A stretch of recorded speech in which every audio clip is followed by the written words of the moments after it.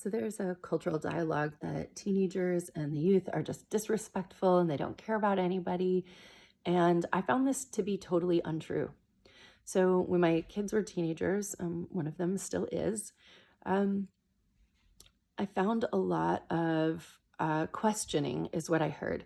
So there was a lot of like, I would make a decision and then there would be a question about why.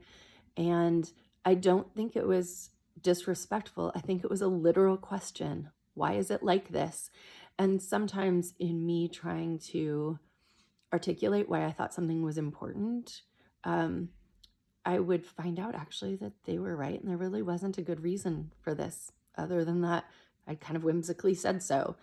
Um, and that when it came down to assessing all the parts, maybe I hadn't made the right decision. And so I never saw my kids questioning as um, defiance. It wasn't inherently defiance. It was often really literally just a question. Why? I'm confused. I don't understand. Can you explain this to me?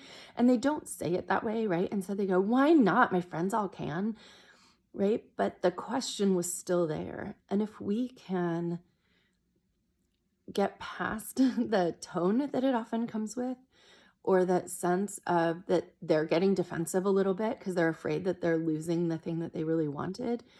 If we can stay with the actual question that's asked, which is why, then we can give them an answer. And certainly we don't always have to uh, defend our answers. We don't always have to give an explanation. We can make a decision because we made a decision.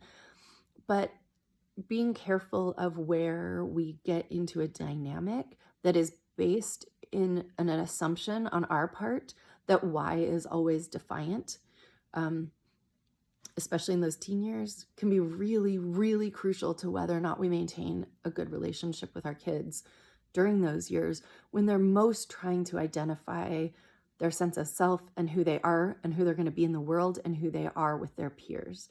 And so the more I think that we can meet the questions with the questions and try to ignore somewhat the tone that's often delivered, the better off we are. And I will say I was totally imperfect at that.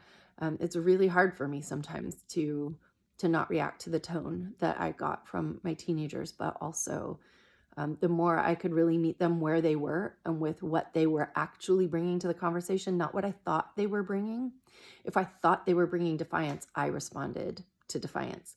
If I thought they were bringing a question, I could respond with curiosity and with some sense of trying to meet them where they were. And that helped foster what I think was better relationships. Like those conversations went better than the ones where I assumed defiance.